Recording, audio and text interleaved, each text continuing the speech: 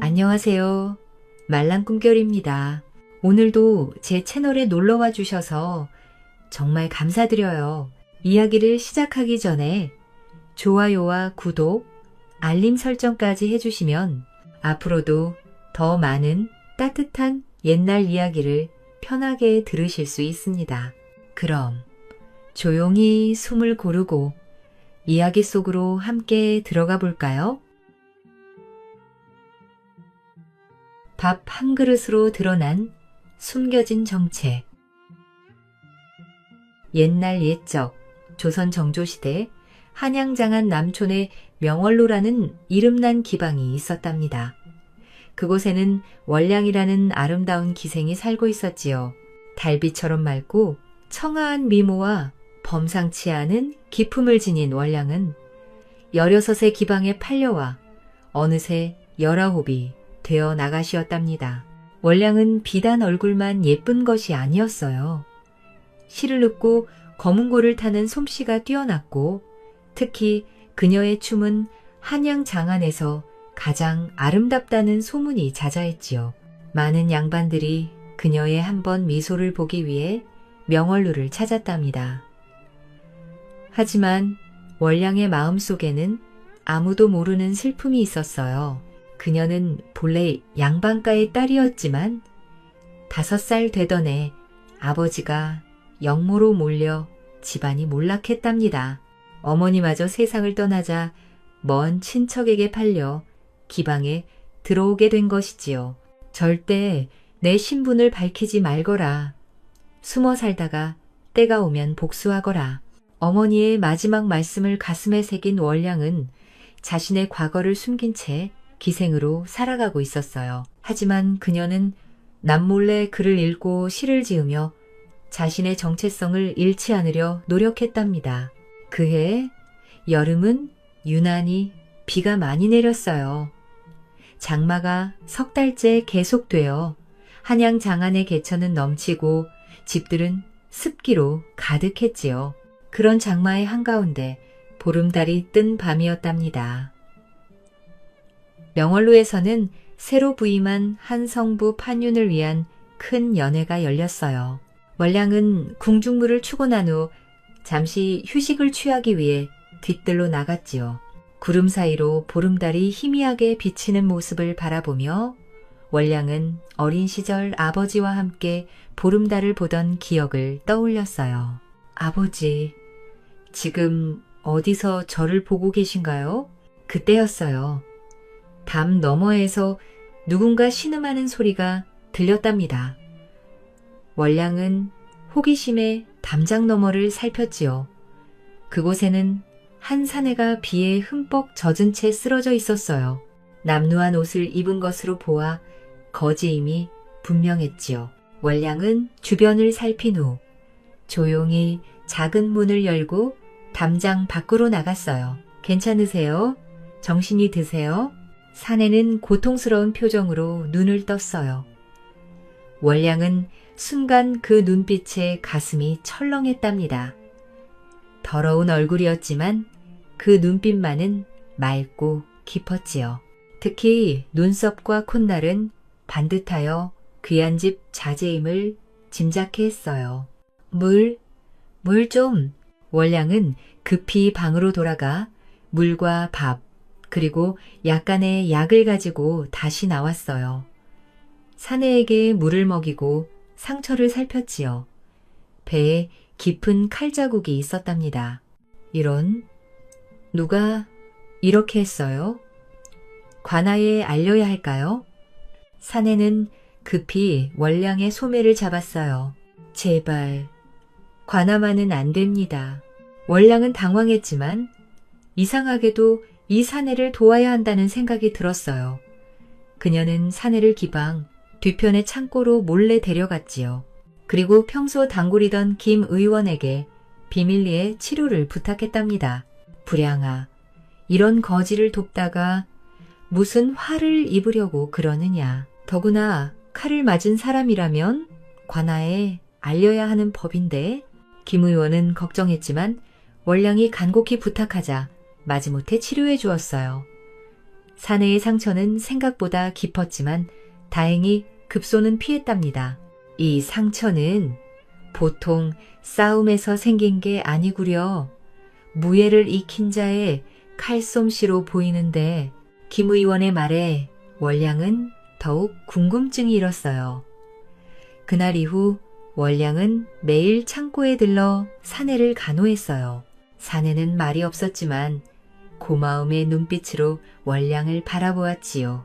열이 심하게 올라 목숨이 위태로운 순간도 있었지만 월량은 밤새 그의 곁을 지키며 열을 내리게 했답니다. 살려주셔서 감사합니다. 사내가 의식을 되찾고 처음 한 말이었어요. 그 목소리는 비록 약했지만 맑고 정제된 어투였지요. 월량은 그 순간 이 사람이 범상치 않은 인물임을 직감했답니다. 이름이 어떻게 되세요? 월량이 물었지만 사내는 고개를 흔들었어요. 지금은 말할 수 없습니다. 한 달이 지나자 사내의 상처는 많이 나아 걸을 수 있게 되었답니다. 어느 날 월량이 창고에 들렀을 때 사내가 그녀를 기다리고 있었어요. 그동안 감사했소. 이제 떠나야겠소. 아직 완전히 나으신 것도 아닌데요. 그리고 월량은 말을 멈추었어요. 그녀 자신도 이해할 수 없는 마음이었지만 이 사내를 떠나보내고 싶지 않았어요. 성함이라도 알 수 있을까요? 사내는 잠시 망설이다가 대답했어요. 이도현이라 하오. 이도현은 떠나려 했지만 월량은 그를 붙잡았어요. 우리 기방에서 일꾼이 필요해요. 주모님께 말씀드려 볼 테니 여기 머물러 일하면서 몸을 완전히 회복하는 건 어떨까요? 결국 이도현은 명월로의 차일꾼으로 일하게 되었답니다. 그는 말수가 적어 주변 사람들에게 벙어리 거지라는 별명이 붙었지만 성실하게 일했어요. 특히 글씨를 쓰거나 책을 정리하는 일에 능숙했지요. 이를 본 주모 김씨는 수상쩍어 했어요. 월량아, 저 사내는 보통 거지가 아닌 것 같구나. 글씨 쓰는 솜씨가 범상치 않아. 혹시 어디 양반집 하인 출신이냐? 월량도 그 점이 궁금했지만 이도현에게 묻지 않았어요. 그가 스스로 말할 때까지 기다리기로 했지요. 어느 보름날 밤, 월량은 뒤뜰에서 홀로 달을 바라보며 시를 읊고 있었어요. 구름 사이로 비치는 달빛이여 내 가슴에 스며드네. 그때 이도현이 조용히 다가와 나지막이 말했어요. 이배와 닿도록 작게 읊는 구절이군요. 월량은 놀라 그를 바라보았어요. 어떻게 그 시를 아시나요? 이도현은 처음으로 미소를 지었답니다. 그저 모르는 거지가 아니오. 다만 지금은 말할 수 없을 뿐. 그날 이후 두 사람은 종종 달빛 아래에서 시를 논하고 이야기를 나누었어요. 이도현은 점점 마음을 열고 월량에게 가까워졌지요. 그의 학식은 깊었고 시를 짓는 솜씨도 뛰어났답니다. 하지만 자신의 정체에 대해서는 여전히 함구했어요. 월량의 단짝 친구 청아는 이런 두 사람을 눈여겨보고 있었어요. 월량아, 너 그 남자에게 마음이 있구나? 월량은 얼굴을 붉히며 부인했지만 청아는 알아차렸지요. 조심해라. 신분이 다른 사랑은 위험하단다. 더구나 저 사람은 비밀이 많아 보여. 나도 알아. 하지만 그 사람의 눈빛에서 나와 같은 슬픔을 보았어. 우리는 뭔가 통하는 게 있어. 청아는 걱정스러운 얼굴로 고개를 저었어요. 이 일 주모님께 들키면 큰일 날 거야. 조심하거라. 그러던 어느 날 명월로에 충격적인 소식이 전해졌어요. 조정에서 정치적 숙청이 일어나 많은 관리들이 영모로 몰려 처형되었다는 것이었지요. 특히 새로 부임한 포도대장이 숨은 역적들을 찾아내기 위해 한양 곳곳을 수색한다는 소문이 돌았답니다. 그날 밤 이도현은 월량을 찾아와 조용히 이야기를 나누었어요. 오늘 밤 떠나야겠소. 더 이상 이곳에 있으면 당신도 위험해질 수 있어. 월량은 놀라 물었어요. 갑자기 무슨 일인가요? 혹시 그 소문과 관련이? 이도현은 고개를 끄덕였어요. 내 정체를 밝힐 때가 온 것 같소. 나는 5년 전 영모로 몰려 처형된 이정대감의 아들이요. 월량은 충격에 빠졌어요. 이정이라는 이름은 너무나 익숙했지요. 그는 바로 월량의 아버지와 함께 영모로 몰려 처형된 대감이었답니다. 이정? 대감님이라고요? 그렇다면 저의 아버지 박상궁과 함께? 이도현은 놀라 월량을 바라보았어요. 당신이 박상궁의 따님이라고요? 두 사람은 서로를 바라보며 말을 잇지 못했어요. 월량은 조금 전에 충격이 가시자 갑자기 어린 시절의 기억이 떠올랐어요. 5살 때 아버지를 따라 이정대감의 집에 놀러 갔던 일, 그곳에서 또래 소년을 만났는데 그 이름이 바로 도연이었지요. 두 사람은 정원에서 함께 놀았던 기억이 있었답니다. 그때 연을 함께 날렸던 그 아이가 이도현도 천천히 고개를 끄덕였어요. 생각이 나는군요. 분홍빛 저고리를 입은 어린 소녀, 당신이었군요. 운명의 장난처럼 어릴 적 한 번 만났던 두 사람이 이런 상황에서 다시 만난 것이었어요. 두 사람은 그날 밤 서로의 이야기를 나누었어요. 이도현은 자신이 아버지의 누명을 벗기기 위해 5년간 증거를 모아왔다고 말했지요. 하지만 내 정체가 탄로났소. 누군가 나를 알아보고 관아에 밀고 한 것 같소. 그래서 칼을 맞으신 건가요? 그렇소. 다행히 목숨은 건졌지만 이제 이곳에 더 있다가는 당신까지 위험해질 것이오. 월량은 결심했어요. 이도현을 도울 것이었어요. 그녀는 자신이 알고 지내던 양반들을 통해 정보를 얻고 이도현이 안전하게 도망칠 수 있도록 도울 계획을 세웠지요. 제가 도와드릴게요. 우리 둘 다 복수해야 할 이유가 있으니까요. 이도현은 월량의 손을 잡았어요. 위험한 일이요. 하지만 함께 한다면 우리 아버지들의 누명을 벗길 수 있을지도 모르겠소. 그날 밤 두 사람은 서로에게 마음을 열었어요. 오랜 슬픔과 상처를 나누고 서로에게 위로가 되었지요. 그리고 달빛 아래 처음으로 입맞춤을 했답니다. 하지만 다음 날 불행한 일이 일어났어요. 새벽녘 포도청 군사들이 명월루를 급습한 것이었답니다. 알고 보니 명월루의 단골 손님이던 한 젊은 양반이 이도현의 정체를 알아보고 밀고 한 것이었지요. 역적의 아들 이도현을 잡아라. 포도대장은 명월루 구석구석을 뒤지기 시작했어요. 월량은 급히 이도현을 참고 뒤편에 비밀 다락방으로 숨겼지요. 하지만 포도청 군사들의 수색은 철저했어요. 결국 이도현은 발각되어 포도 군사들에게 붙잡혔답니다. 그들은 이도현을 밧줄로 묶어 끌고 갔어요. 월량은 절망 속에서 그를 바라볼 수밖에 없었지요. 이도현님, 월량이 달려가려 하자 청아가 그녀를 붙잡았어요. 안 돼. 네가 가면 너도 위험해. 포도대장은 월량을 의심스럽게 바라보았어요. 이 기생도 역적의 무리인가? 데려가야 하나? 그때 명월루의 주모 김씨가 나섰답니다. 아닙니다, 대장님. 이 아이는 아무것도 모릅니다. 그저 불쌍히 여겨 밥을 주었을 뿐이지요. 포도대장은 잠시 생각하다가 고개를 끄덕였어요. 좋다. 하지만 만약 이 기생이 역적과 내통했다면 명월루 전체가 화를 입을 것이다. 포도청 군사들이 이도현을 끌고 간 후 월량은 자신의 방에 틀어박혀 계속 울었지요. 청아가 찾아와 위로했지만 월량의 마음은 찢어질 듯 아팠답니다. 어쩌면 좋지. 이제 이도연님은 주모 김씨가 방문을 열고 들어왔어요. 월량아, 이 일에 대해 더 알고 싶구나. 그 사내가 정말 역적의 아들이더냐? 월량은 털어놓기로 했어요. 이도현과 자신의 관계, 그리고 두 집안이 얽힌 사연까지 모두 이야기했지요.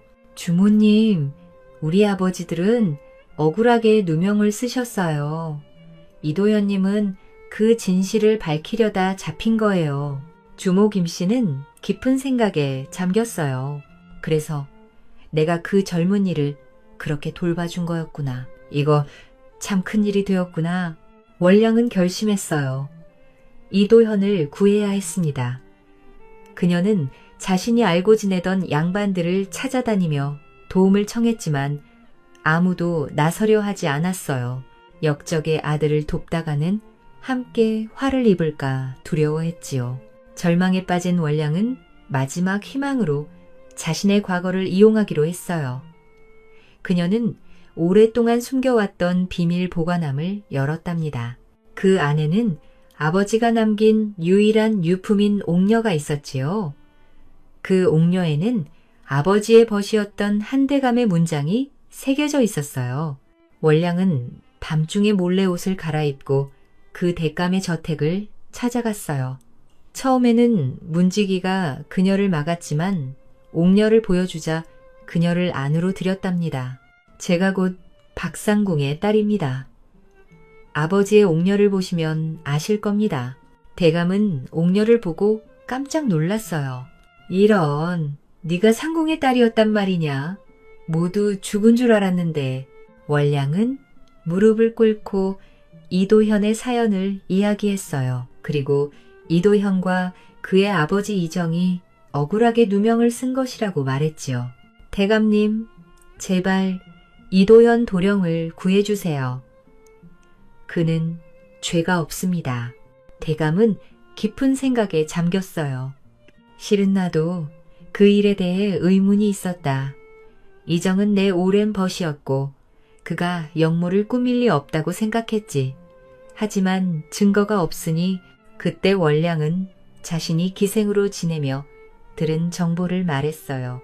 그녀는 여러 양반들의 술자리에서 흘러나온 이야기를 모아 진짜 역모의 주동자가 누구인지 짐작할 수 있었답니다. 그 사람은 바로 현 병조판서 최상궁입니다. 그가 이정대감과 제 아버지를 모함한 것이지요.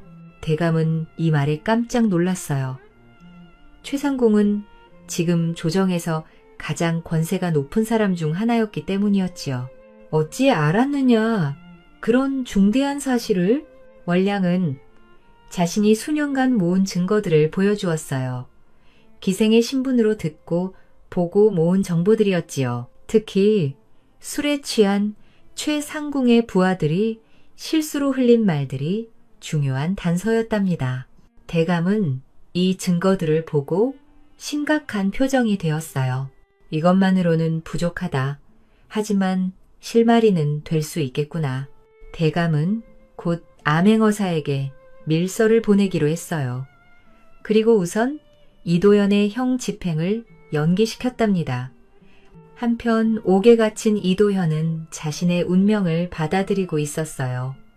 그는 5년 동안 아버지의 누명을 벗기기 위해 증거를 모았지만 결국 잡히고 말았지요.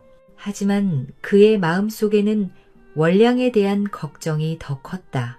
월량이는 무사할까? 나와 엮이면 그녀도 위험해질 텐데. 그때 옥문이 열리고 한 노인이 들어왔어요. 그는 이도현에게 몰래 편지 하나를 건넸답니다. 월량, 아가씨가 보냈소. 조만간 좋은 소식이 있을 거라고 하더군. 이도현은 편지를 읽고 깜짝 놀랐어요. 이 자신의 신분을 밝히고 대감을 찾아가 도움을 청했다는 내용이었지요. 이도현은 월량의 용기에 감동했지만 한편으로는 걱정이 되었어요. 저 때문에 그녀마저 위험해질까봐. 며칠 후 놀라운 일이 일어났답니다. 암행어사가 갑자기 한양에 나타나 최상궁의 집을 급습한 것이었어요.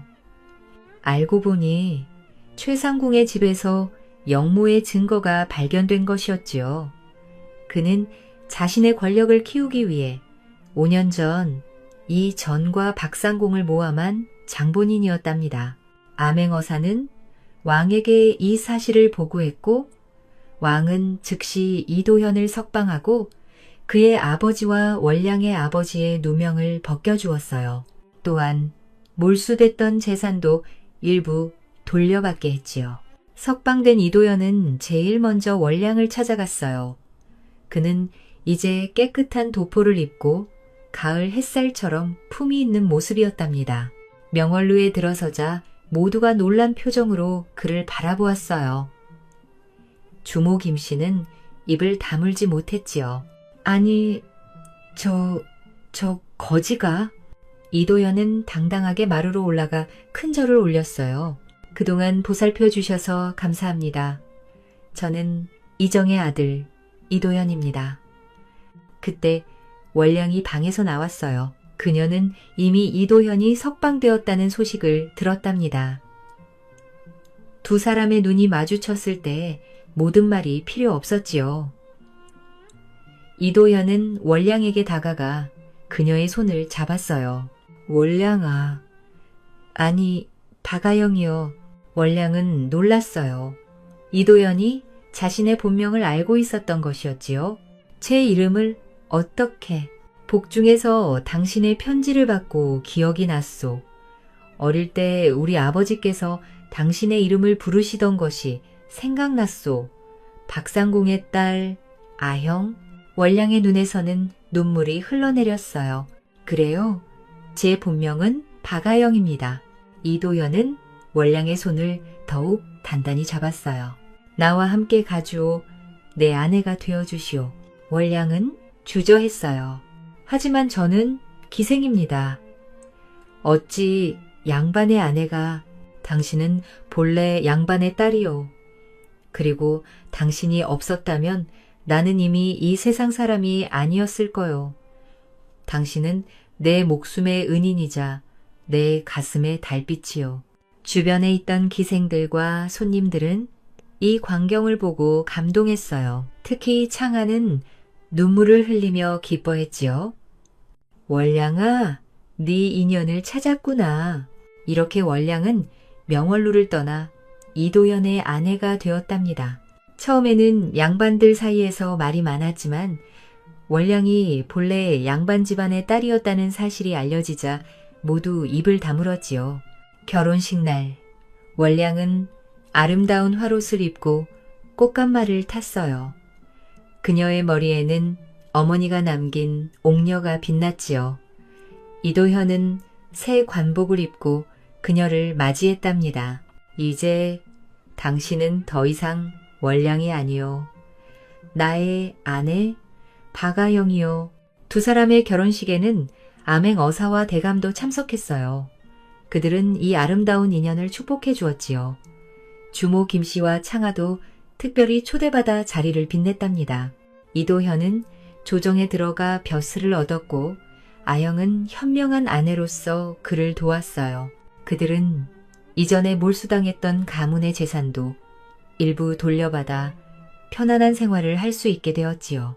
어느 날 아영은 이도현에게 물었어요. 여보, 왜 그때 그렇게 위험한 상황에서 명월루에 오게 되었나요? 그건 늘 궁금했어요. 이도현은 깊은 한숨을 내쉬었어요. 사실 그날 나는 최상궁의 부하들에게 쫓기고 있었소. 내가 모은 증거를 가지고 암행어사를 찾아가려던 참이었지. 하지만 그들이 나를 발견하고 칼로 찔렀소. 간신히 도망쳐 나왔는데 힘이 다해 쓰러진 곳이 바로 명월루 근처였던 거요. 그런데 어떻게 제가 박상공의 딸이라는 걸 알았어요? 처음에는 몰랐소. 하지만 당신이 시를 읊고 글을 읽는 모습을 보며 범상치 않은 기생임을 알았지. 그리고 당신이 가끔 아버지 이야기를 할 때면 박상공이라는 이름이 언급되었소. 나는 조금씩 의심하기 시작했지. 하지만 확신이 없었기에 말을 꺼내지 못했소. 정말 운명이네요. 우리가 이렇게 다시 만나다니. 이도현은 아영의 손을 잡고 말했어요. 그래서 나는 믿게 되었소. 인연이란 것을. 어려운 시절에 당신이 내게 베푼 밥, 한 그릇이 우리의 인연을 이어준 것이요. 세월이 흘러 이도현과 아영 사이에는 두 아들과 한 딸이 태어났어요. 첫째 아들은 이정이라 이름지어 할아버지의 이름을 이어받게 했고, 둘째 아들은 이수, 딸은 이양이라 이름지었지요. 아이들은 모두 총명하고 착했답니다. 특히 이양은 어머니를 닮아 시와 음악에 재능이 있었어요. 이도현은 관직에 오른 후 억울하게 누명을 쓴 사람들을 돕는 일에 앞장섰어요. 그는 자신과 비슷한 경험을 한 사람들의 억울함을 풀어주기 위해 노력했지요. 아영은 그런 남편을 늘 자랑스럽게 생각했답니다. 어느 날 이도현이 관아에서 돌아왔을 때 그의 표정이 어두웠어요. 무슨 일이 있나요? 아영이 물었어요. 오늘 젊은 죄인 하나를 신문했소. 그런데 그 젊은이의 눈빛에서 나의 과거를 보았소. 억울한 누명을 쓴 것 같았지만 증거가 부족해 풀어줄 수 없었소. 아영은 남편의 손을 잡았어요. 그렇다면 더 조사해 보세요. 증거를 찾을 수 있을 거예요. 이도현은 며칠 밤을 새워 그 사건을 파헤쳤고 결국 젊은이의 무죄를 증명했어요. 이런 일이 있은 후 이도현은 더욱 정의로운 관리로 이름을 날렸답니다. 이도현이 45살이 되던 해 그는 병조판서라는 높은 벼슬에 올라 임금의 신임을 받는 대신이 되었어요. 아영은 현명한 아내이자 자애로운 어머니로 모든 이의 존경을 받았지요. 그들은 매년 첫 만남이 있었던 그 장마철의 보름날에 특별한 의식을 가졌답니다. 밥 한 그릇을 정성껏 차려 하늘에 감사의 기도를 올리고 어려운 이들에게 밥을 나누어 주는 것이었지요. 특히 그들은 옛 명월루 근처에 작은 주막을 열어 가난한 사람들에게 무료로 밥을 제공했어요. 여보, 왜 하필 주막인가요? 아영이 물었어요. 이도현은 미소를 지으며 대답했어요. 밥 한 그릇이 내 목숨을 구했소. 이제 그 밥이 더 많은 사람의 목숨을 구할 수 있기를 바라는 마음이요. 이 주막은 인연 주막이라 불렸고 많은 사람들이 그곳에서 따뜻한 밥 한 그릇을 먹으며 희망을 얻었답니다. 특히 이 주막에서는 매년 장마철이면 더 많은 사람들에게 무료로 밥을 나누어 주었어요. 어느 가을 저녁, 이도현과 아영은 정원에 있는 작은 정자에 앉아 차를 마시며 대화를 나누고 있었어요. 이제 그들의 머리카락은 하얗게 변했지만 서로를 바라보는 눈빛만은 여전히 따뜻했답니다. 여보, 그때 제가 밥을 주지 않았더라면 우리는 만나지 못했을까요? 아영이 물었어요. 이도현은 미소를 지으며 대답했답니다. 인연은 밥보다 가볍고 마음보다 무겁다오. 우리의 인연은 어릴 적부터 이미 정해져 있었소.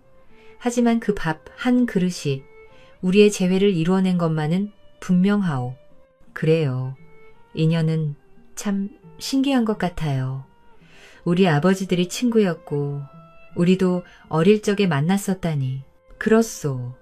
그래서 나는 때로 우리가 전생에도 인연이 있었을 것이라 생각하오. 그렇지 않고서야 어찌 이런 기적 같은 만남이 있을 수 있겠소? 이도현은 아영의 손을 잡고 속삭였어요. 내 평생 가장 행복한 순간은 그날 처마 밑에서 당신이 내게 건넨 밥 한 그릇이었소. 그것은 단순한 밥이 아니라 내 삶을 구한 인연의 시작이었으니. 이렇게 이도현과 아영은 평생 서로를 사랑하며 행복하게 살았답니다. 이 이야기는 운명과 진실, 그리고 사랑의 힘을 보여줍니다. 몰락한 가문의 딸로 태어나 기생이 될 수밖에 없었던 월량은 고통 속에서도 희망을 잃지 않고 끝내 아버지의 억울함을 밝히며 진정한 사랑을 찾게 됩니다. 그녀가 상처 입은 이를 도와준 작은 선행은 결국 두 사람의 인연을 이어주었고 그것은 삶을 바꾸는 전환점이 되었습니다. 이처럼 삶의 시련 앞에서도 굴하지 않는 용기와 작은 친절은 언젠가 큰 기적을 이루어내며 진실과 사랑은 결국 모든 어둠을 밝히는 빛이 된다는 교훈을 전해줍니다. 호랑이 발자국 따라잡은 천운. 옛날 옛적 깊은 산골 마을에 유련이라는 여인이 살고 있었답니다. 남편도 없고 아이도 없이 혼자 살아가는 그녀는 마을 끝자락 낡은 초가집에서 날마다 궁핍한 나날을 보내고 있었지요. 지붕은 여기저기 새고 있었고 벽은 바람이 스며들 정도로 틈이 많았어요. 겨울이면 찬바람이 사정없이 들어와 유련을 괴롭혔답니다. 유련은 말수가 적고 조용한 성격이라 마을 사람들과 어울리지 못했어요. 그녀의 얼굴에는 항상 깊은 슬픔이 서려 있었는데 사람들은 그 이유를 알려고 하지 않았답니다. 대신 그런 그녀를 이상하게 여겨 점점 거리를 두게 되었지요. 저 여자 왜 저렇게 혼자 살까? 마을 우물가에서 빨래하던 아낙네들이 수군거렸어요. 물소리와 함께 그들의 속삭임이 바람에 실려 퍼져나갔답니다. 남편도 없이 혼자 사는 게 어디 정상이야. 뭔가 이상해. 맞아. 말도 별로 안 하고 뭔가 숨기는 게 있는 것 같아. 마을 사람들의 수군거림은 날이 갈수록 심해졌어요. 유련에게 말을 걸어주는 이는 장터에서 누더기를 파는 할머니 하나뿐이었답니다. 할머니는 주름진 얼굴에 언제나 자유로운 미소를 띠고 있었는데 유련을 볼 때마다 안쓰러운 눈빛을 보내곤 했어요. 겨울이 찾아오자 유련의 처지는 더욱 비참해졌어요. 먹을 것도 없고 땔감도 부족해서 하루하루가 고통스러웠지요. 눈이 내리는 날이면 추위에 떨며 밤을 지새웠고 배고픔에 잠들지 못하는 날도 많았답니다. 그녀의 손은 추위와 거친 일로 갈라져 있었고 얼굴은 영양실조로 말라가고 있었어요. 어느 날 장터에 나간 유련은 우연히 땅에 떨어진 주머니 하나를 발견했어요. 가죽으로 만든 작은 주머니였는데 만져보니 안에 무언가 들어있는 것 같았답니다. 장터는 사람들로 북적거렸고 상인들의 호객 소리와 흥정하는 소리가 요란했어요. 주머니를 열어보니 은전 몇 푼이 들어있었어요. 유련에게는 큰 돈이었지만 그녀는 주변을 두리번거리며 주인을 찾았답니다. 그때 장터 한편에서 울고 있는 젊은 아낙을 발견했어요. 어머니, 어떻게 하죠? 아이, 약값인데. 아낙은 한 손으로는 열이 나는 아이를 안고 다른 한 손으로는 눈물을 닦고 있었어요. 아이는 축 늘어져서 숨소리마저 가늘었답니다. 혹시 주머니를 잃어버리셨나요? 유련이 조심스럽게 다가가서 물어보자 아낙은 깜짝 놀라며 고개를 들었어요. 네, 맞아요. 가죽 주머니요. 어디서 떨어뜨렸는지 몰라서 울고 있었어요. 유련은 미소를 지으며 주머니를 건네주었어요. 아낙의 얼굴에 안도의 빛이 스쳤고 아이도 어머니의 품에서 조금 편안해 보였답니다. 하지만 며칠 후 뜻밖의 일이 벌어졌어요. 마을에서 누군가의 닭이 없어졌는데 사람들이 유련을 의심하기 시작한 거였답니다. 소문은 마을 전체로 빠르게 퍼져나갔고 사람들의 시선은 점점 차가워졌어요. 아니, 갑자기 내 닭이 없어졌어. 어제까지 있었는데 말이야. 김씨 아저씨가 마을 사람들에게 말했어요. 그의 얼굴에는 분노와 당황이 뒤섞여 있었답니다. 그러고 보니 요즘 유련이 자주 장터에 나온다더라. 설상가상으로 다른 집의 물건들도 연달아 없어지기 시작했어요. 이 집에서는 닭, 저 집에서는 농기구, 또 다른 집에서는 쌀이 없어졌답니다. 마을 사람들의 의심은 자연스럽게 홀로 사는 유련에게 향했어요. 유련은 억울했지만 증명할 방법이 없었답니다. 그녀는 밤마다 천장을 바라보며 한숨만 쉬었어요. 마을 사람들의 시선이 날카로워질수록 그녀의 마음은 더욱 무거워졌지요. 다음 날 유련은 나무를 하러 산에 올라갔어요. 평소보다 깊숙이 들어간 산길을 걷고 있는데 낙엽이 쌓인 땅에 이상한 것이 찍혀 있는 걸 발견했답니다. 가을 단풍이 곱게 물든 숲속에서 그 발자국은 유난히 선명해 보였어요. 땅에는 커다란 발자국이 또렷하게 찍혀 있었어요. 발가락 자국까지 선명하게 보이는 걸 보니 짐승의 발자국이 분명했답니다. 발자국 주변의 낙엽들은 깊게 눌려 있었고 주인의 무게감을 짐작할 수 있었어요. 이게 호랑이 발자국인가? 유련은 무릎을 꿇고 자세히 살펴보았어요.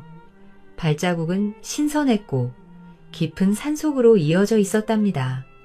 이상하게도 유련은 발자국을 따라가고 싶은 마음이 들었어요. 마치 무언가가 그녀를 부르는 것 같았답니다. 죽어도 좋아. 이런 식으로 사는 것보다는 나을 거야. 유련은 마음을 굳히고 발자국을 따라 걷기 시작했어요. 발자국은 계속 산 깊숙이로 이어져 있었답니다. 처음에는 평범한 산길이었지만 점점 사람의 발길이 닿지 않은 원시림으로 들어가게 되었어요. 1시간쯤 걸었을까? 숲이 점점 깊어지면서 주변 풍경이 달라지기 시작했어요. 나무들은 더욱 커다랗고 오래되었으며 이끼가 두껍게 끼어 있었답니다. 중간중간 오래된 사당이 보였는데 지붕은 무너져 내렸고 기둥만이 덩그러니 서 있었어요. 엉켜자란 소나무들 사이로 붉은 천 조각들이 바람에 흔들리고 있었답니다. 붉은 천들은 낡고 해져서 언제 걸어둔 건지 알 수 없었어요. 어떤 것은 거의 실오라기만 남아 있었고 어떤 것은 바람에 찢어져 너덜너덜했답니다. 하지만 그 모습이 왠지 신비롭고 경외감을 불러일으켰어요. 옛날에 이 산에서 무슨 일이 있었을까? 유련은 궁금해하며 계속 걸었어요. 폐허가 점점 더 많아지는데도 발자국은 계속 이어져 있었답니다. 석양이 나무 사이로 스며들어 숲 전체가 황금빛으로 물들었어요. 어둠이 깊어지자 산속에서 이상한 소리가 들려왔어요. 바람 소리와 섞여서 정체를 알 수 없는 신음소리 같은 것이 계속 흘러나왔답니다. 때로는 사람의 울음소리 같기도 하고 때로는 짐승의 울부짖음 같기도 했어요. 그런데 달빛이 구름 사이로 비치면서 희끄무레한 그림자들이 언뜻 보이기 시작했어요. 나무 뒤에서 사람 모양 같은 것이 스쳐 지나가기도 하고 하늘을 날아다니는 것 같은 형체도 보였답니다. 유련은 무서웠지만 호기심이 더 컸어요. 한참을 더 걸어가니 커다란 무화과 나무가 나타났어요. 그 나무는 다른 나무들보다 훨씬 크고 오래되어 보였는데 굵은 줄기에는 세월의 흔적이 깊게 새겨져 있었답니다. 나무 밑에는 작은 무덤 같은 것이 있었고 그 옆에 한지로 곱게 쌓인 작은 상자가 놓여 있었어요. 상자를 열어보니 작은 금붙이 몇 개와 반짝이는 구슬이 들어있었어요. 달빛에 비친 보물들은 신비로운 빛을 발하고 있었답니다. 금붙이는 정교한 문양이 새겨져 있었고 구슬들은 마치 별빛을 가둔 것처럼 반짝거렸어요. 유련은 한참 동안 상자를 바라보았어요. 가져가야 할지 말아야 할지 망설여졌답니다. 하지만 배고픔과 추위에 지친 그녀에게는 이것들이 희망의 빛처럼 보였어요. 조금만 가져가자. 너무 많이 가져가면 안 될 것 같아. 유련은 금부 하나와 굿을 몇 개만 가져왔어요. 그리고 나머지는 원래 자리에 그대로 두었답니다. 마치 누군가 지켜보고 있는 것 같은 기분이 들어서 감히 모든 것을 가져갈 수는 없었어요. 산을 내려오는 길에 유련은 계속 뒤를 돌아보았어요. 혹시 누군가 따라오는 건 아닌지 확인하고 싶었거든요. 하지만 아무도 보이지 않았답니다. 다만 계속 누군가 지켜보고 있는 것 같은 기분은 사라지지 않았어요. 마을에 도착한 유련은 깜짝 놀랐어요. 며칠 전 없어졌던 물건들이 모두 주인에게 돌아가 있었던 거예요.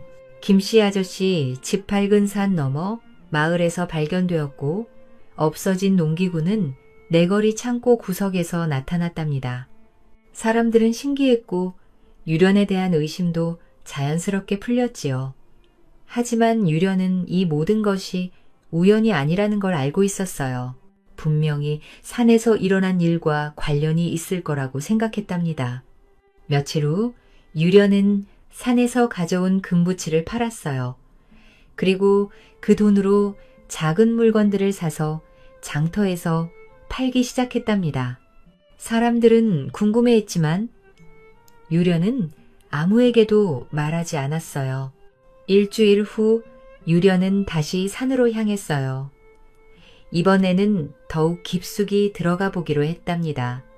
발자국을 따라 전보다 더 멀리 걸어가니 전에 보지 못했던 동굴이 나타났어요. 동굴 입구는 그리 크지 않았지만 안쪽에서 은은한 빛이 새어나오고 있었답니다. 그 빛은 자연스럽지 않았어요. 마치 수많은 보석들이 모여서 만들어내는 신비로운 광채 같았답니다. 유련은 조심스럽게 동굴 안으로 들어갔어요. 동굴은 생각보다 넓었고 안쪽으로 갈수록 더 밝아졌답니다. 벽면에는 이상한 문양들이 새겨져 있었는데 마치 고대의 문자 같기도 하고 신성한 무늬 같기도 했어요. 동굴 깊숙이 들어가니 벽화들이 더욱 정교하고 선명해졌어요. 그중 하나는 수백 년 전의 이야기를 담고 있는 것 같았답니다. 큰 호랑이가 산속에서 사람들을 만나는 장면이 그려져 있었는데 호랑이는 사람들에게 해를 끼치지 않고 오히려 도와주는 모습이었어요. 또 다른 벽화에는 사람들이 호랑이에게 음식과 보물을 바치는 장면이 그려져 있었답니다. 하지만 어떤 그림에서는 욕심쟁이들이 호랑이의 분노를 산 모습도 보였어요. 그들은 보물을 너무 많이 가져가려다가 결국 벌을 받는 장면이 생생하게 그려져 있었답니다. 가장 인상적인 벽화는 동굴 가장 깊은 곳에 있었어요. 거대한 호랑이가 산의 정령으로 변신하는 장면이었는데 그 호랑이 눈에서는 지혜로운 빛이 나오고 있었답니다. 그 주변으로는 수많은 보물들이 둘러싸여 있었고 착한 마음을 가진 사람만이 그 보물을 얻을 수 있다는 설명이 고대 문자로 적혀 있었어요. 그리고 그 끝에서 유련이 본 것은 상상을 초월하는 광경이었어요. 동굴 안에는 온갖 보물들이 쌓여 있었답니다. 금부와 진주, 비단, 도자기, 옥으로 만든 장신구들이 곳곳에 반짝이고 있었어요. 보물들을 자세히 살펴보니 각각 다른 시대의 것들이었어요. 어떤 것은 고려 시대의 것 같았고 어떤 것은 조선 시대의 것 같았답니다. 또 어떤 것들은 최근에 만들어진 것처럼 보였어요. 마치 수백 년 동안 사람들이 조금씩 가져다 놓은 것 같았답니다. 금덩어리들은 각기 다른 크기와 모양을 하고 있었는데 어떤 것은 주먹만 하고 어떤 것은 아이 머리만 했어요. 그 표면에는 용이나 봉황, 거북이 같은 상서로운 동물들이 조각되어 있었답니다. 은으로 만든 그릇들은 정교한 조각이 새겨져 있었고 그 속에는 진귀한 향신료들이 담겨 있었어요. 구슬들은 온갖 색깔로 무지개처럼 빛나고 있었는데 빨간 루비부터 파란 사파이어, 녹색 에메랄드까지 없는 보석이 없었답니다. 어떤 구슬들은 안에서 신비한 빛이 움직이고 있어서 마치 살아있는 것처럼 보였어요. 비단 보자기들은 시간이 흘렀음에도 여전히 곱고 부드러워 보였어요. 그 위에는 학이나 매와 대나무 같은 그림이 섬세하게 수놓아져 있었고 만지면 마음이 평온해지는 신비한 힘이 있는 것 같았답니다. 도자기들은 백자부터 청자까지 다양했는데 그 빛깔이 너무나 아름다워서 유려는 한참 동안 넋을 잃고 바라보았어요. 특히 달빛 같은 백자 항아리는 보는 것만으로도 마음이 깨끗해지는 기분이었답니다. 이게 다 뭐야? 꿈인가? 유려는 눈을 비비며 다시 보았지만 분명히 현실이었어요. 보물들은 정말로 거기에 있었답니다. 각각의 보물에서는 오래된 역사의 냄새가 났고 마치 그들만의 이야기를 간직하고 있는 것 같았어요. 동굴 벽면을 더 자세히 살펴보니 보물들의 유래에 대한 그림들도 있었어요. 어떤 보물은 가난한 농부가 정성껏 바친 것이었고 어떤 보물은 병든 아이를 구해달라며 어머니가 바친 것이었답니다. 또 어떤 보물은 풍년을 기원하며 마을 사람들이 함께 바친 것이었어요. 그런데 신기한 건 이 모든 보물들이 바친 사람들의 소원을 이루어준 후에 다시 여기로 돌아온다는 점이었어요. 마치 보물들이 순환하면서 진정으로 도움이 필요한 사람들에게 복을 가져다 주는 것 같았답니다.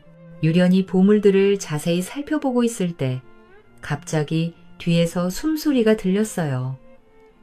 깊고 무거운 숨소리였는데 분명히 큰 짐승의 것이었답니다.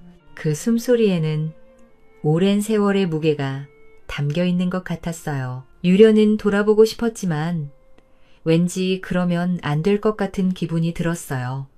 마치 돌아보면 큰일이 날 것 같았답니다.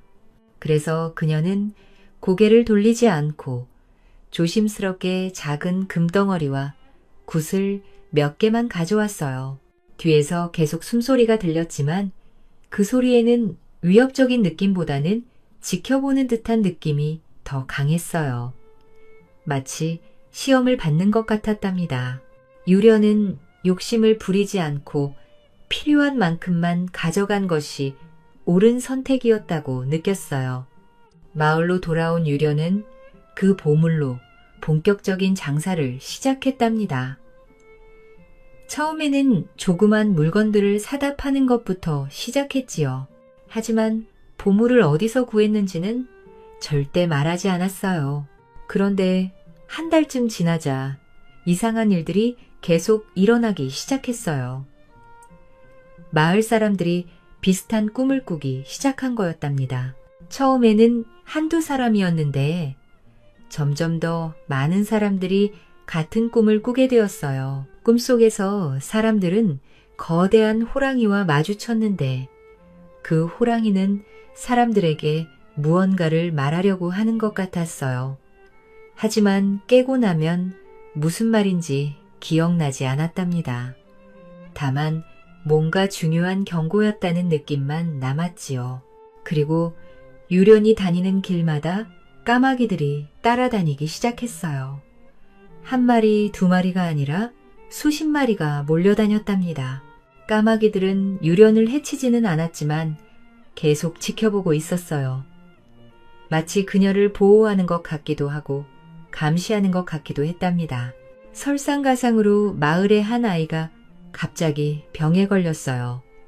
열이 심하게 나면서 계속 이상한 말을 중얼거렸답니다. 호랑이가 온다. 호랑이가 화났어. 누군가 약속을 어겼어. 그런데 더 이상한 건 다른 아이들도 비슷한 증상을 보이기 시작한 거였어요. 아이들은 모두 열이 나면서 호랑이 이야기만 계속했답니다. 마을은 점점 불안해졌고 사람들은 유련을 의심하기 시작했답니다. 그런데 누더기 파는 할머니만은 유련을 믿어주었어요. 유련아, 사람들이 뭐라고 해도 신경 쓰지 마라. 할머니는 유련을 자신의 집으로 불러 낡은 문서 하나를 꺼내 보여주었어요. 문서는 한지로 만들어졌는데 오래되어서 누렇게 변해 있었답니다. 이걸 봐라. 옛날에도 이런 일이 있었단다. 할머니는 문서를 가리키며 설명했어요. 거기에는 호랑이의 보물은 복이 되지만 너무 탐하면 재앙이 온다는 경고가 적혀 있었답니다. 문서에는 더 자세한 이야기도 적혀 있었어요. 수백 년 전 이 마을에 살던 한 나무꾼의 이야기였답니다. 그 나무꾼도 산에서 호랑이 발자국을 발견하고 따라갔는데 동굴에서 보물을 발견했다고 했어요. 처음에는 그 나무꾼도 조금씩만 가져가서 가족들과 행복하게 살았답니다. 하지만 시간이 지나면서 욕심이 생기기 시작했어요. 더 많은 보물을 가져와서 큰 부자가 되고 싶었거든요. 그래서 어느 날 밤 나무꾼은 큰 자루를 가지고 동굴로 갔답니다. 그리고 보물을 마구 담기 시작했어요. 하지만 그 순간 동굴에서 무서운 호랑이 울음소리가 들렸고 나무꾼은 혼비백산해서 도망쳤다고 했어요. 그 다음 날부터 마을에 이상한 일들이 벌어지기 시작했답니다. 농작물이 말라 죽고 가축들이 병에 걸리고 사람들도 원인 모를 열병에 시달렸어요. 결국 나무꾼은 자신이 가져온 보물을 모두 돌려주고 마을을 떠나야 했답니다. 할머니, 그럼 저도 위험한 건가요? 그건 네 마음에 달려 있어.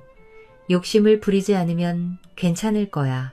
유련은 마음을 굳게 먹었어요.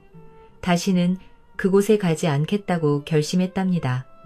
하지만 이미 늦었어요. 마을 사람들이 유련을 몰래 따라다니다가 그 동굴을 발견해버린 거였답니다. 며칠 후 마을의 젊은이 몇 명이 모여서 밤중에 몰래 산으로 향했어요. 하지만 산은 어둡고 무서웠고 길도 제대로 찾을 수 없었답니다. 그들이 이리저리 돌아다니다가 겨우 동굴을 발견했을 때는 이미 새벽이 가까워져 있었어요.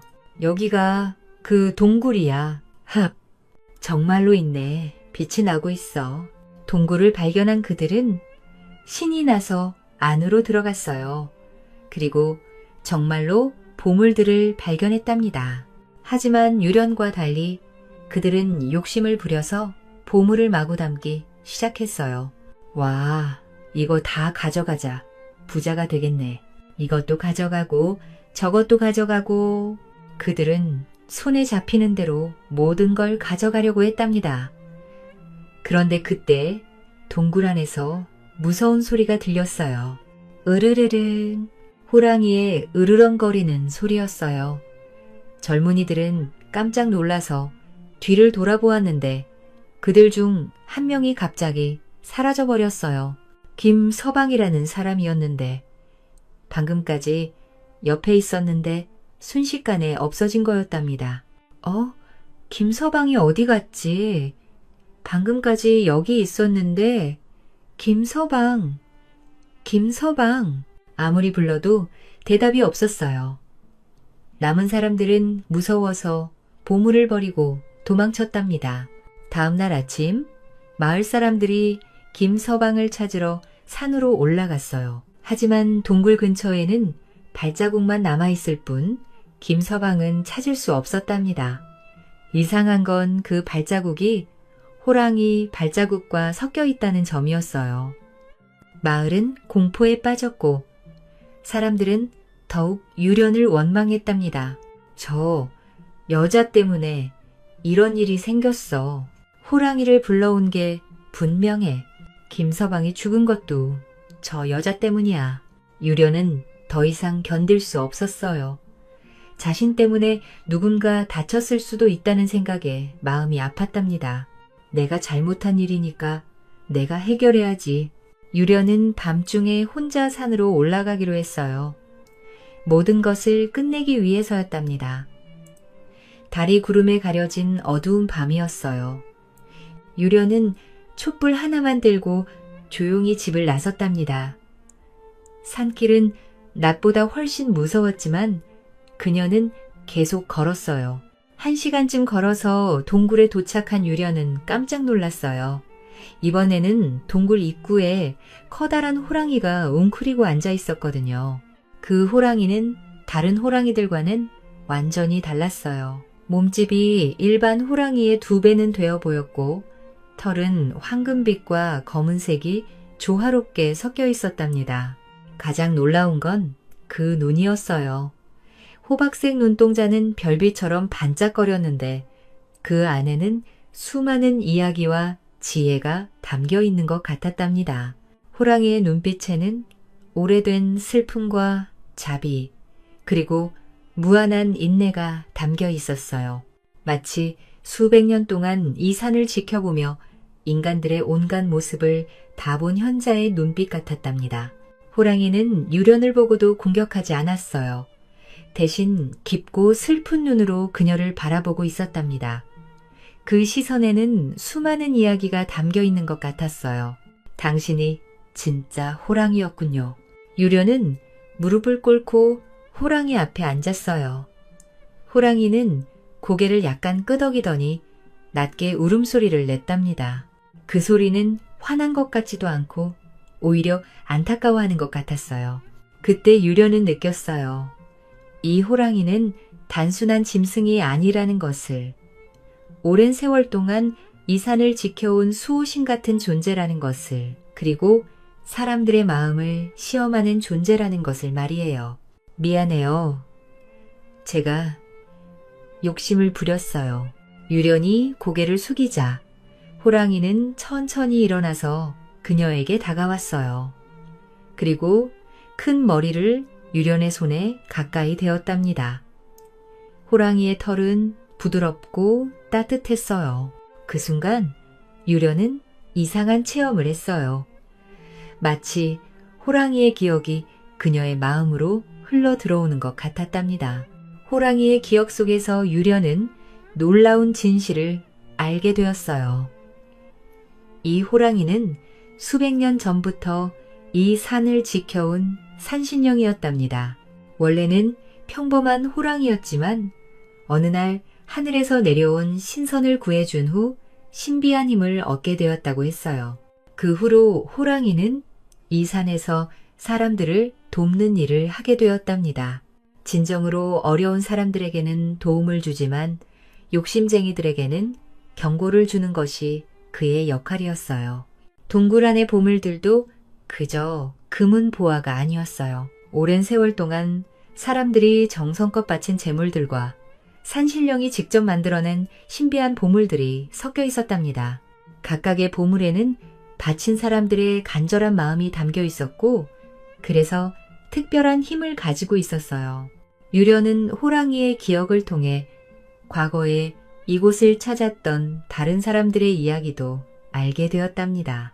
어떤 사람은 병든 어머니를 위해 왔다가 약초를 얻어갔고 어떤 사람은 가난한 가족을 위해 와서 조금의 금을 얻어갔어요. 하지만 욕심을 부린 사람들은 모두 빈손으로 돌아가야 했답니다.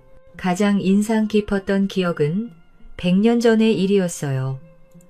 한 젊은 어머니가 죽어가는 아이를 안고 이곳에 왔던 거였답니다. 그녀는 호랑이 앞에서 울며 빌었어요. 제발 우리 아이만 살려주세요.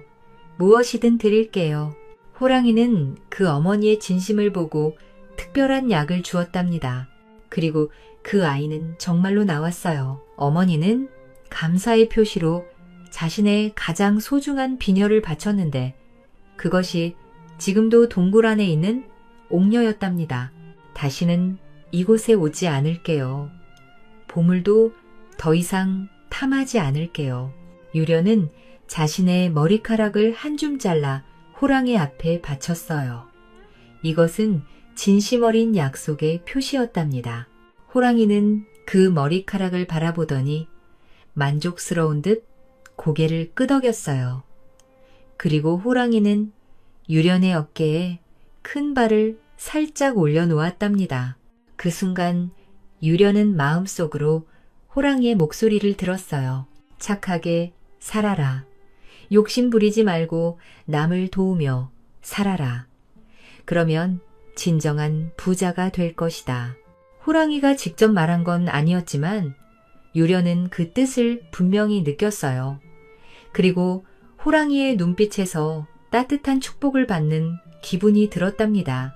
네, 알겠어요. 꼭 그렇게 살겠어요. 유련이 대답하자 호랑이는 동굴 안으로 들어가면서 유련에게 따라오라는 듯 고개를 돌렸답니다. 유련은 조심스럽게 호랑이를 따라 동굴 안으로 들어갔어요. 호랑이는 사람들이 어지럽혀 놓은 보물들을 가리키며 낮게 울었답니다. 유련은 그 뜻을 알아차리고 정성껏 보물들을 원래 자리에 정리해 놓았어요.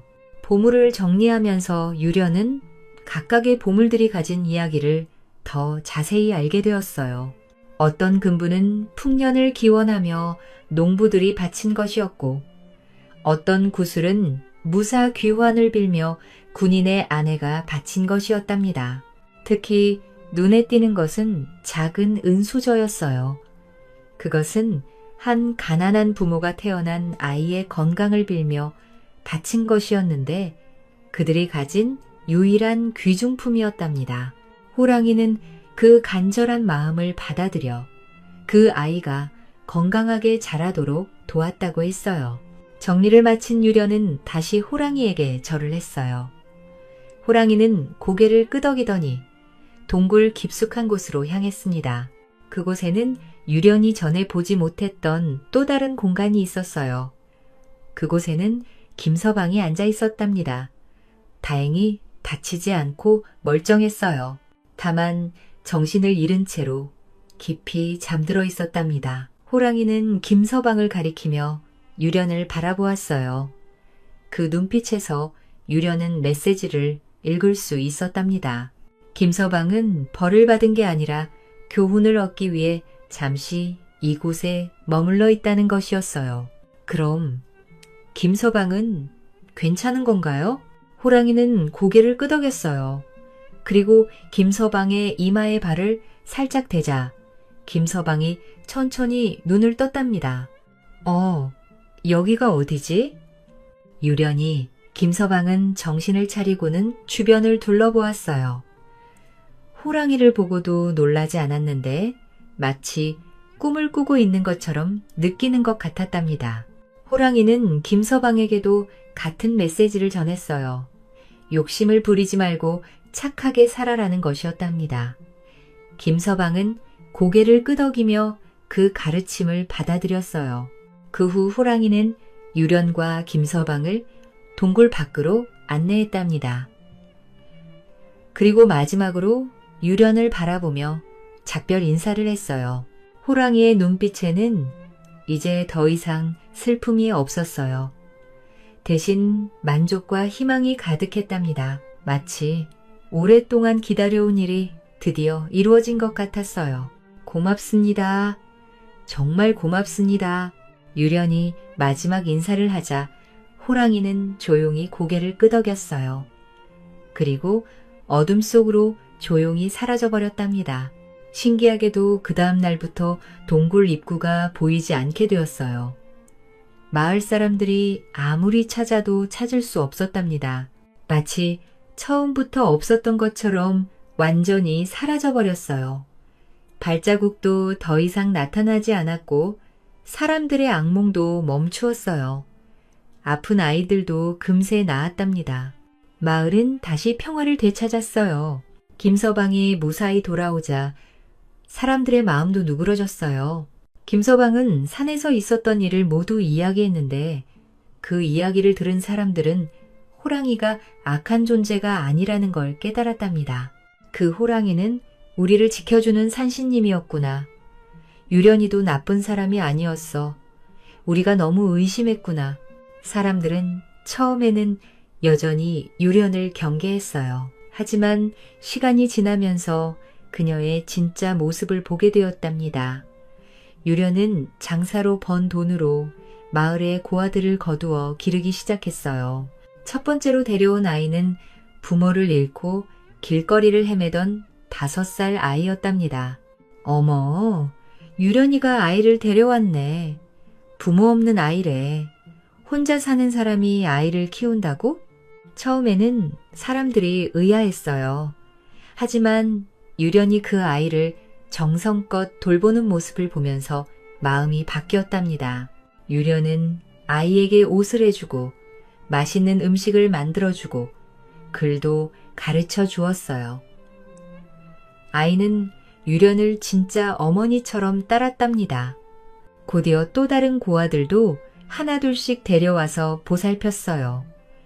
어떤 아이는 병으로 부모를 잃었고 어떤 아이는 전쟁으로 가족을 잃었답니다. 유련은 그 모든 아이들을 차별 없이 사랑으로 키웠어요. 유련은 또한 어려운 사람들을 도우며 조용히 살았어요. 누가 아프면 약값을 대주고 누가 굶주리면 쌀을 나누어 주었답니다. 때로는 몰래 문 앞에 놓고 가기도 했어요. 어느 겨울날 홀로 사는 박 할머니 집에 땔감이 쌓여 있는 걸 발견한 사람들이 있었어요. 어머, 할머니 집에 땔감이 가득하네. 누가 갖다 놓은 거지? 유련이가 갖다 놓은 것 같아. 사람들이 물어보니 정말로 유련이 밤중에 몰래 갖다 놓은 거였어요. 농사철이면 일손이 부족한 집을 도와주기도 했답니다. 혼자서는 감당하기 어려운 일들을 유련이 나서서 도왔어요. 유련이 없었으면 어쩔 뻔했어. 정말 고마운 사람이야. 유련의 선행은 점점 알려지기 시작했고 사람들의 마음도 차츰 바뀌어갔어요. 유련의 장사는 점점 번창했어요. 정직하게 일하고 남을 도우며 살아가니까 자연스럽게 사람들의 신뢰를 얻게 되었답니다. 물건의 질도 좋았고 가격도 합리적이어서 점점 더 많은 사람들이 찾아왔어요. 유련히 물건은 믿을만해. 그래, 속이지 않고 정직해. 게다가 가격도 합리적이고 몇 년이 지나자 유련은 마을에서 손꼽히는 부자가 되었어요. 하지만 사치스럽게 살지 않고 여전히 검소하게 지냈답니다. 번 돈의 대부분은 어려운 사람들을 돕는 데 사용했어요. 그런데 어느 날 마을에 큰 가뭄이 들었어요. 몇 달 동안 비가 오지 않아서 농작물이 말라 죽기 시작했답니다. 이러다가 올해 농사는 다 망치겠어. 물이 없어서 어떻게 해야 할지 모르겠어. 사람들은 걱정이 태산 같았어요. 그런데 유련이 나서서 마을 사람들을 도왔답니다. 제가 우물을 파드릴게요. 유련은 자신의 돈으로 마을에 여러 개의 우물을 팠어요. 그리고 먼 곳에서 물을 길어다가 사람들에게 나누어 주기도 했답니다. 유련이 덕분에 살았어. 정말 고마운 사람이야. 그 일로 유련은 마을 사람들의 완전한 신뢰를 얻게 되었답니다. 또 다른 해에는 마을에 전염병이 돌았어요. 많은 사람들이 병에 걸려서 고생했는데 유련이 먼 곳에서 의원을 불러와서 사람들을 치료하게 했답니다. 돈은 걱정하지 마세요. 제가 다 낼게요. 유련은 모든 치료비를 자신이 부담했어요. 덕분에 마을 사람들은 큰 병을 이기고 건강을 되찾을 수 있었답니다. 세월이 흘러 유련은 백발이 되었어요. 그녀가 거둔 아이들도 모두 자라서 각자의 삶을 살아가게 되었답니다. 아이들은 유련에게서 배운 따뜻한 마음씨로 훌륭한 어른들이 되었어요. 어머니, 저희들 때문에 고생하셨죠? 큰아이가 유련에게 말했어요. 무슨 고생이야. 너희들이 있어서 행복했어. 정말 감사해요. 어머니가 아니었다면 저희는 어떻게 됐을까요? 그런 말하지 마라. 우리는 가족이잖아. 유련은 진심으로 말했어요. 아이들은 그녀에게 진짜 자식 같았거든요. 어느 봄날 마을의 젊은이들이 유련에게 찾아와서 물어보았어요. 할머니, 저희가 정말 궁금한 게 있어요. 뭔데? 할머니가 어떻게 그렇게 부자가 되신 건지 정말 알고 싶어요. 젊은이들은 간절한 눈으로 유련을 바라보았어요. 그냥 열심히 일했단다. 그것만으로는 설명이 안 돼요. 분명히 특별한 비결이 있을 거예요. 그런데 사람들이 호랑이 이야기를 하던데요. 젊은이가 조심스럽게 물어보자 유련은 웃으며 고개를 저었어요. 호랑이든 뭐든 중요한 건 마음이야. 마음이요? 욕심 없는 마음, 남을 위하는 마음 말이야. 그런 마음으로 살면 누구든 진정한 부자가 될 수 있어. 젊은이들은 조금 실망스러웠지만 유련의 말에 깊은 뜻이 있다는 걸 느꼈어요. 그날 밤 유련은 오랜만에 창문을 열고 그 산을 바라보았어요. 달빛에 비친 산 그림자가 평화롭게 보였답니다. 어둠 속에서 반짝이는 두 개의 눈이 보이는 것 같았지만 이내 사라져 버렸어요. 정말 오래됐네. 유련은 작은 소리로 중얼거렸어요. 그리고 평생 간직해온 비밀을 생각하며 조용한 미소를 지었답니다. 고마웠어요. 덕분에 행복하게 살았어요. 그녀의 감사 인사는 봄바람에 실려 산으로 날아갔어요. 그리고 멀리 산에서 희미한 호랑이 울음소리가 들려오는 것 같았답니다. 몇 년 후 유련은 조용히 세상을 떠났어요. 그녀가 죽기 전 마지막으로 한 말은 이것이었답니다. 욕심내지 말고 착하게 살아라. 그러면 진정한 보물을 얻을 것이다. 마을 사람들은 모두 나와서 그녀를 배웅했답니다. 유련이 도운 사람들, 그녀가 키운 아이들, 그리고 그녀에게서 따뜻함을 받은 모든 사람들이 눈물을 흘리며 작별 인사를 했어요. 유련이 죽고 난 후 마을 사람들은 그녀의 이야기를 전해 내려오기 시작했어요. 그 여인은 호랑이한테 복을 받았던 거야. 하지만 욕심을 부리지 않아서 끝까지 복을 누렸다지.